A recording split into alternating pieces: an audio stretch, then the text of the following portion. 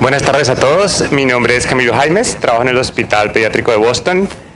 Quería empezar por darles las gracias a Mario Pelizari y al resto de la asociación directiva de la SLARP por invitarme. Es de bien nacido ser agradecidos y quería empezar por ahí. Además tengo que extender un agradecimiento especial a Emilio, quien va a seguir hablando conmigo porque gracias a él pude sacar la charla de mi computador 2 minutos antes de empezarla. Entonces, él se merece el 50% del crédito, si no más. Lo otro, tengo una fotico pequeña del Hospital Pediátrico en Boston. Si se pasan por allá, visítenos. Nos encanta tener visitantes de América Latina. No tengo suficiente tiempo para venir las veces que quisiera a América Latina. Aparte de esto, sigo con las disculpas. Y es que las diapositivas están en inglés, pero yo voy a hablar en español. Me van a escuchar cambiar intermitentemente entre inglés y español. La habilidad de quedarme en uno solo de los idiomas la perdí ya hace varios años. No tengo ningún conflicto de intereses. Algunos principios sobre la resonancia fetal en general, pero que se extiendan definitivamente a las imágenes de cabeza y cuello, es aceptar que es difícil. Las estructuras son pequeñas, el feto se está moviendo y en realidad la experiencia es bastante no específica y tenemos que tener como claras cuáles son las metas de lo que estamos haciendo. La meta principal es quizás diagnosticar la anormalidad primaria, eso es obviamente lo más importante, pero segundo, para poder entenderla bien es fundamental que hagamos una correlación con los hallazgos en ecografía. La ecografía tiene muchas ventajas en las imágenes fetales en comparación con la resonancia y además tiene una resolución espacial superior, que es bien importante. Y tercero, y tenemos que tenerlo muy en cuenta en la patología fetal en general, pero aún más en las imágenes de cabeza y cuello, es que tenemos que esforzarnos por pensar que puede haber síndromes asociados. Y en realidad el síndrome asociado y el diagnóstico de un caso sindrómico en vez de un caso espontáneo es muy importante porque en realidad afecta de una manera muy profunda el counseling que se le hace a los padres. Entonces, una vez encontramos una anomalía, tenemos que hacer un esfuerzo adicional por encontrar otras anomalías, un esfuerzo adicional por pensar si podemos unirlas todas en un mismo síndrome y después hacer todo un esfuerzo consciente por tener un counseling adecuado de los padres. Vamos a ver si me sirven los videos. Esto siempre es una sorpresa y es la fuente de adrenalina de la charla. La técnica que nosotros tenemos para hacer las imágenes de cabeza y cuello, en general siempre tenemos imágenes del cerebro, porque como les decía, es importante tener imágenes que nos permitan evaluar el sistema nervioso central. Hacemos siempre imágenes en 3 planos de T2 rápidos y tenemos imágenes en TrueFisp o precesión libre. Miremos a ver si puedo mostrarles algunas de estas.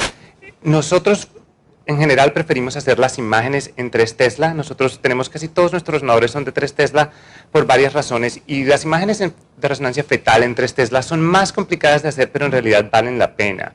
Y además de esto, creo que en cabeza y cuello tienen ventajas adicionales, porque la posibilidad de diagnosticar lesiones pequeñas y de estudiar la anatomía de la cabeza y cuello en detalle, en realidad se beneficia de poder tener mayor resolución espacial y un mayor contraste con las estructuras óseas.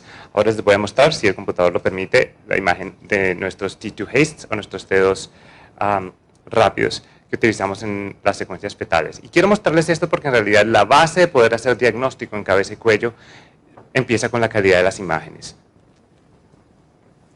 Voy a pasar rápidamente por muchos de estos casos. Quiero ser el primero en reconocer que yo no creo mucho en las clases magistrales y las charlas magistrales. Entonces es un poquito como una antítesis que yo esté acá. Entonces, por favor, voy a mostrarles un par de casos con la idea contraria a venir acá a pontificar y decirles que tengo la respuesta. Es todo lo contrario. Me parecen casos muy difíciles y en algunos casos les voy a poner el síndrome con el que diagnosticamos al paciente, pero no es porque fuese claro, no es porque vimos todas las imágenes y de una vez pensamos eso. Me parece que a veces las charlas donde la respuesta está dada transmiten eso de una manera un poco falsa y no es así. Nos cuesta un montón de trabajo llegar a esos diagnósticos. Siguiendo con la charla de la doctora Augusto sobre craneosinostosis, puse solamente un par de ejemplos porque creo que ya es un trabajo maravilloso, pero podemos ver craneosinostosis aún in utero, antes de que los pacientes nazcan. Normalmente el diagnóstico de estas empieza con una ecografía que muestra asimetrías en el cráneo y lo que nosotros tratamos de hacer es delimitar esas asimetrías un poquito más y de nuevo verificar que no haya asociaciones sindrómicas intracraneales.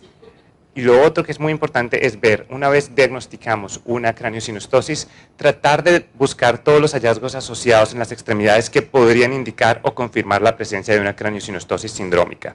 El caso que tengo mostrado acá, pues tiene un nombre rarísimo, Baller-Gerald Syndrome.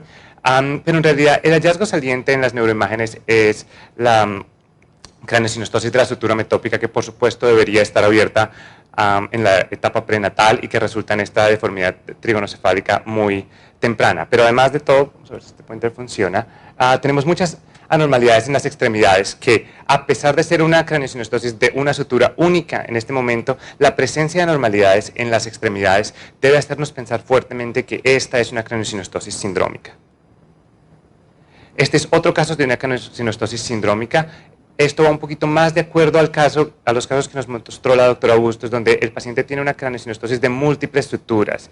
Entonces, el contorno craneal completo es anormal. Creo que nadie tendría ninguna duda de que esta es una bóveda craneana que es anormal. Y este paciente tenía un síndrome Pfeiffer, que es uno de los múltiples craneosinostosis asociados con los receptores de crecimiento de fibroblastos, FGFR, por sus siglas en inglés.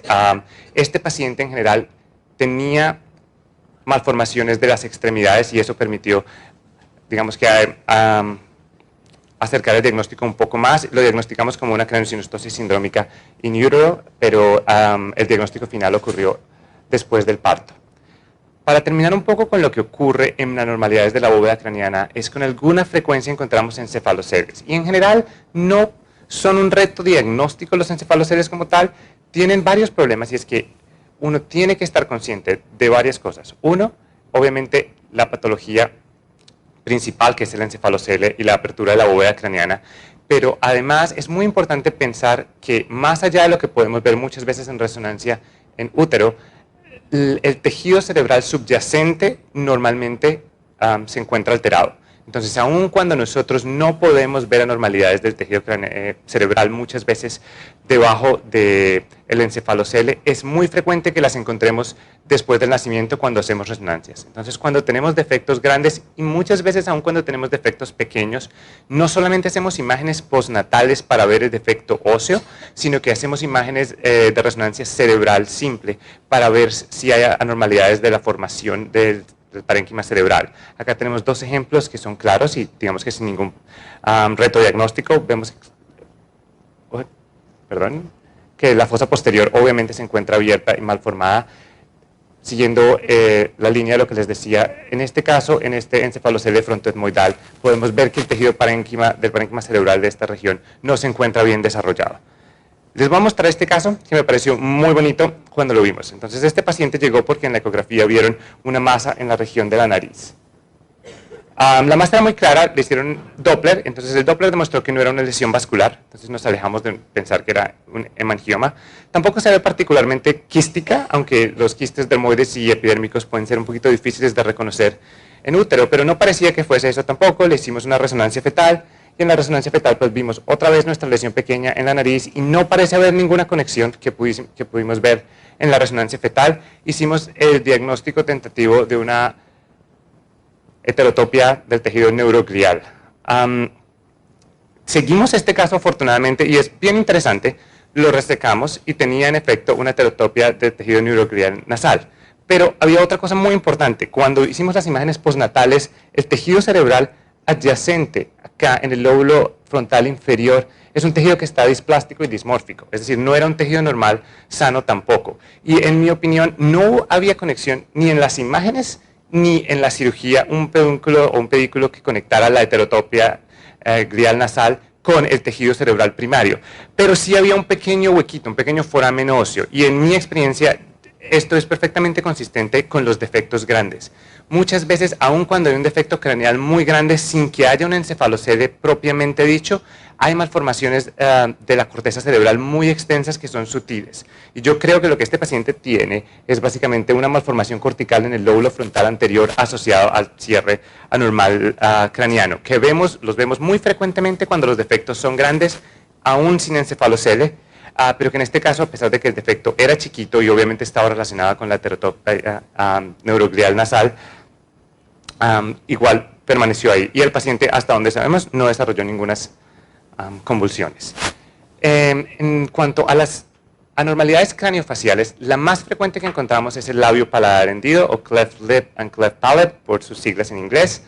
Aproximadamente 1.2 nacidos vivos por cada 1000 habitantes tienen esta malformación. Y Es completamente aislada en aproximadamente un tercio. Nuestra labor como radiólogos es, en realidad, dos misiones. La primera es establecer el diagnóstico. El tratamiento de esta patología es un proceso muy largo que empieza en la edad temprana porque tenemos que proteger la habilidad del niño de comer. Luego el desarrollo auditivo del niño. Estos niños durante el primer año de vida tienen tubos de timpanostomía para proteger de las infecciones repetidas del oído medio.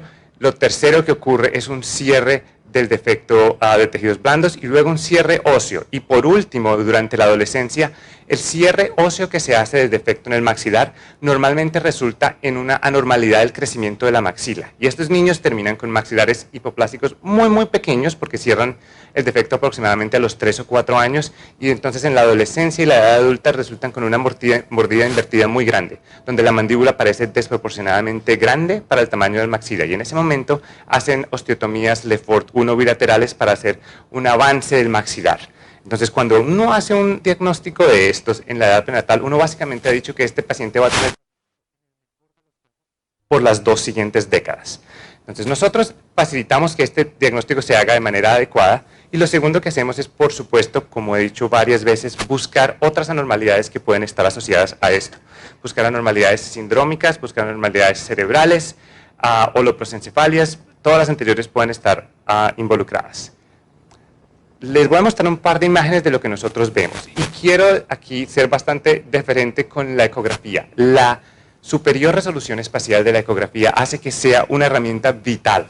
Nosotros, en general, yo diría que en el 100% de los casos donde hay labio y paladar hendido encontramos el defecto. Cuando los defectos son más sutiles y son solamente en el labio, yo creo que la ecografía es muy superior. Y vale la pena hacer la resonancia para verificar que no haya nada posterior, porque si fuese un defecto más posterior, las sombras acústicas que generan los maxilares osificados hacen bastante difícil encontrar los defectos posteriores. Pero es muy raro tener eso, es mucho más común tener labio sin paladar y eso, la ecografía es fantástica para hacer esa imagen. En mi experiencia, las imágenes sagitales son de hecho bastante confusas, a no ser que uno sepa lo que está buscando. En esta imagen, la cavidad oral no debería conectarse con la cavidad nasal así.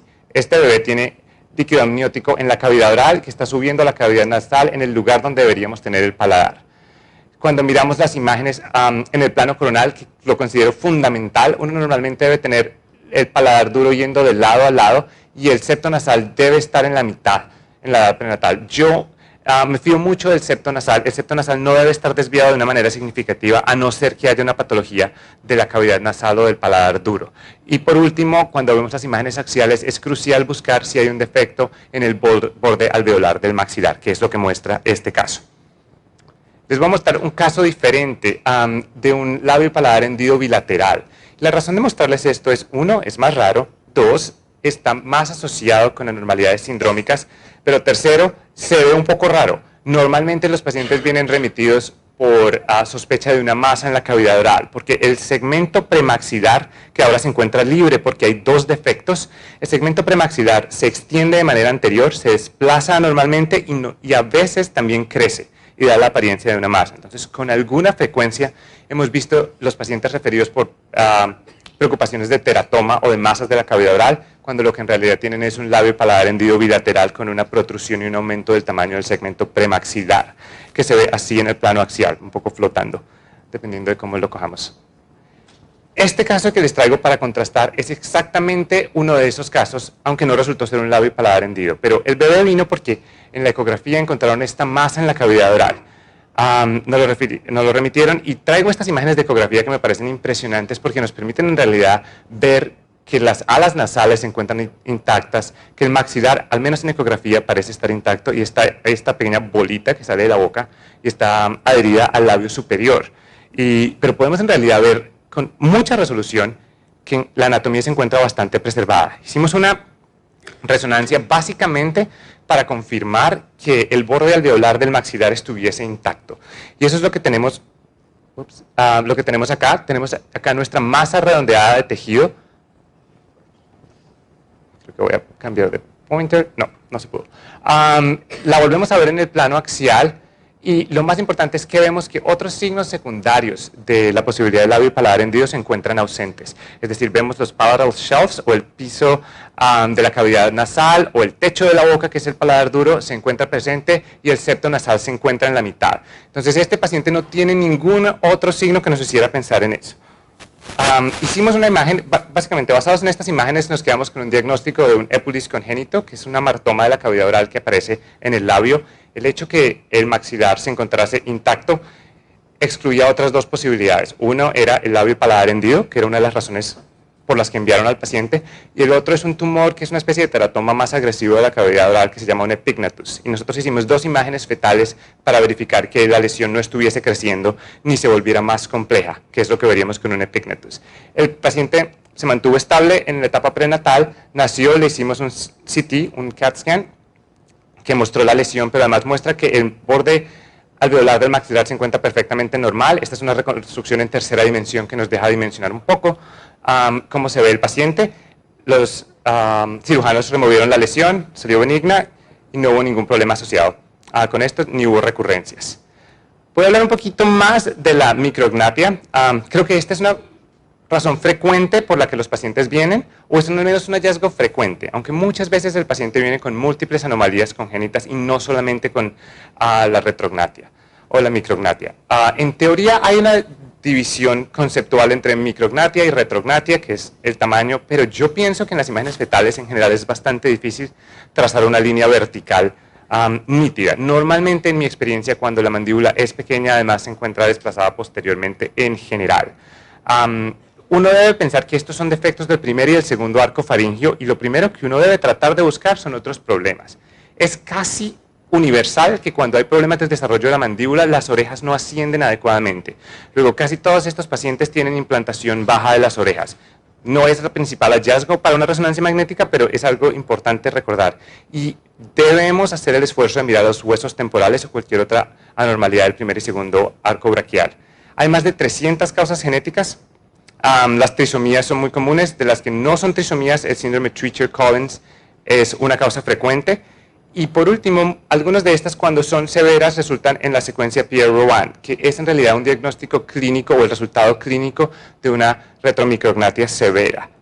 El caso que tengo en la diapositiva en realidad no es un Treacher-Collins, es un síndrome de Nager. Más que mostrarles el síndrome de Nager, lo que quiero mostrarles es algo que sí se ve ahí, y es que en nuestra imagen en ningún momento había señal de líquido amniótico dentro de la vía aérea. Y eso nos muestra la principal y primera complicación que tienen estos pacientes con retromicrognatia, y es que nacen y tienen dificultades al respirar. Hay un montón de otras anormalidades, hay anormalidades en los dígitos y en los pies, están ausentes los arcos cigomáticos en ambos lados, los huesos temporales son anormales, pero lo que puede matar a este bebé cuando nace es las anormalidades de la respiración. Y el síndrome de Nager en realidad tiene un pronóstico que no es tan dismal como muchos otros, y nuestra misión principal es asegurarnos que si es necesario este paciente tenga asistencia para proteger la vía aérea. Esta es una imagen de lo que hace la secuencia Rowan cuando está en todo su espectro. Normalmente tiene micrognatia, que ya lo sabemos, pero debido a la micrognatia la lengua asciende y oblitera gran parte de la cavidad oral posterior. Por último, el ascenso de la lengua resulta en una hendidura del paladar en la parte posterior del paladar secundario. Eso es imposible verlo en ecografía porque otras estructuras óseas ocluyen eso, pero esos pacientes normalmente tienen un paladar hendido posterior en el paladar secundario, que se alcanza a ver acá. Acá debería estar nuestro paladar secundario normal en la parte posterior. Y algunas causas adicionales son el síndrome de Stickler y el 22q11 de George, Catch-22, como le quieran decir. Esta es otra de las causas de Pierre-Rowan. El video, que creo que ya pasó además, tiene la función de demostrarles algo que con alguna frecuencia se hace en nuestros centros, y es documentar la habilidad del feto de tragar. En realidad, a mí me parece que la presencia de polihidramnios es suficiente para favorecer esta posibilidad, pero algunos centros utilizan imágenes de cine. Creo que no está funcionando. Creo que no funcionó. Imágenes de cine donde el feto está tragando para tratar de documentar de una manera objetiva esto. Este es otro síndrome en el cual el hallazgo principal lo da una reconstrucción en tercera dimensión de la estructura craniofacial. Nos damos cuenta que la nariz está ausente. Entonces, sea arritmia o hipodesarrollo de la nariz. Este es un hallazgo único, uno tiene que buscar en el sistema nervioso central por otras anormalidades, pero cuando se dan cuenta los ojos también son diminutos. Y eso, de hecho, sí debo decir que nos sentamos juiciosos a meter la combinación de hallazgos y encontramos que incluía arritmia e hipoplasia de los globos y encontramos este síndrome de Bosma y resulta que eso fue lo que fue. Como se dan cuenta, las órbitas son muy chiquitas, los globos oculares eran aún más pequeños, pero había ausencia completa de los huesos nasales y la estructura blanda que conforma la nariz. Bueno, voy a contarles un poquito de las lesiones focales que encontramos en el cuello. Y en realidad el diagnóstico diferencial se parece mucho al que tenemos en las lesiones postnatales del cuello. Tenemos algunas lesiones sólidas, algunos son tumores, como el teratoma y los hemangiomas. Hay algunas lesiones fibrosas que son más raras. Hay restos de tejidos normales que no migraron, no se quedaron atrapados en algún lugar. Hay lesiones quísticas como dermoides y epidermoides. Tenemos quistes de duplicación del intestino primitivo y tenemos quistes o anomalías del aparato de los arcos braquiales. Tenemos malformaciones linfáticas, normalmente no son uniquísticas, pero ocasionalmente pueden serlo. Normalmente son multiespaciales y multiloculares. Y por últimas tenemos, yo creo que el dilema más grande que encontramos, que son los teratomas y las malformaciones linfáticas, porque muchas veces pueden ser difíciles de diferenciar. Bueno, voy a mostrarles un par de lesioncitas que tenemos acá. Esta es una lesión en la boca, es una lesión francamente quística. En la boca, la ecografía muestra que es quística, la resonancia muestra que es quística. Cosas que uno debería estar pensando puede ser un dermoide, el piso de la boca es un buen lugar para un dermoide. Puede además ser un quiste del conducto tirogloso, que los hemos visto en útero, pero esos normalmente suelen ser un poquito más posteriores o estar más hacia abajo. Pero es una consideración. También puede ser una malformación linfática unilocular. El paciente nació y creo que la correlación entre las imágenes prenatales y postnatales es preciosa. En realidad es una lesión quística simple en la lengua oral o en la parte anterior de la cavidad oral. Esto fue resecado y era un quiste de duplicación del intestino primitivo anterior. Esta es una malformación linfática mucho más clásica.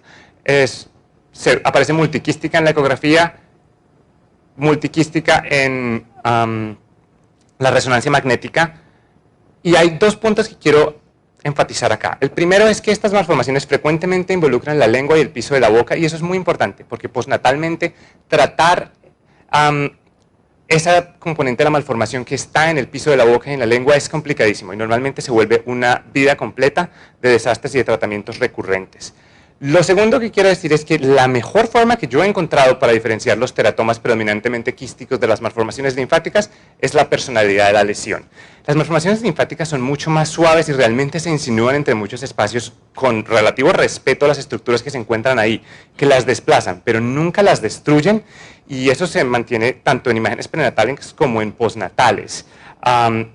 Les voy a mostrar un poquito esta diapositiva está acá realmente para recordarnos que este es el primer paso de múltiples y múltiples tratamientos. Y yo siento que cuando uno está teniendo una conversación con pediatras o muchas veces con padres, cuando uno presenta las alternativas de esto es un teratoma o esto es una malformación linfática, la gente tiende a pensar que el teratoma es una cosa horrible porque es un tumor y la malformación linfática debe ser no tan grave porque es una malformación linfática. Y es al contrario. El teratoma es una lesión benigna y puede que requiera varias cirugías, pero una vez se hace la excisión completa de la lesión, el paciente está curado y puede requerir fase reconstructiva. Pero esto es una enfermedad crónica que va a durar con el paciente por el resto de la vida. Este es un caso completamente diferente, es un teratoma clásico, tiene componentes francamente quísticos, tiene componentes francamente sólidos, los teratomas destruyen, invaden, no tienen ningún respeto por lo que está ahí. Entonces este ha entrado en la cavidad craneana, se ha metido en la órbita, tiene un componente que inicialmente pensaron que era un tumor intracerebral. Él llegó remitido a nuestro centro con el diagnóstico de un tumor letal y de un embarazo no viable. Hicimos un counseling muy fuerte porque tuvimos que hacer un procedimiento exit, que es que el paciente nace por cesárea y antes de que corten el cordón, el anestesiólogo ha asegurado la vía aérea y después si cortan el cordón. Aquí creo que tenemos una fotico de eso. Bueno, primero tenemos fotos postnatales de cómo se ve esto.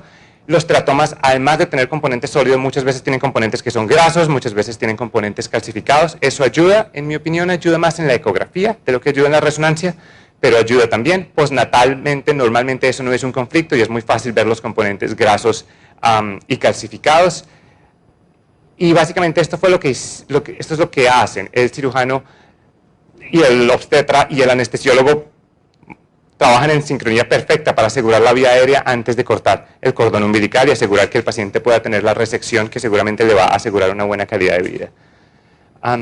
Otras lesiones que podemos encontrar, esto es un hemangioma congénito. Los hemangiomas congénitos sabemos que hay un cambio grande en lo que llamamos lesiones vasculares y hemangiomas. Hay hemangiomas congénitos y hemangiomas infantiles, pero si ustedes se ponen a pensar si el hemangioma es realmente congénito, pues tuvo que haber aparecido durante el embarazo, porque si no, ¿cómo fue congénito? Entonces, con alguna frecuencia los encontramos durante la segunda parte del segundo trimestre o en el tercer trimestre.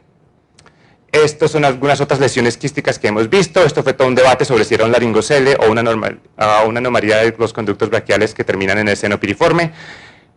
En últimas nos inclinamos por esto y eso fue lo que el otorrinolaringólogo encontró. Estos son otros quistes de duplicación entérico. Tengo un par de diapositivas, no me voy a demorar mucho, en el hueso temporal y los oídos. A medida que la resonancia fetal se ha vuelto mejor, resulta que podemos ver el hueso temporal, el oído interno y los oídos. No con la claridad que las vemos en imágenes postnatales, pero el punto es que si no hacemos el esfuerzo de encontrar estas anormalidades, con total certeza no las vamos a ver.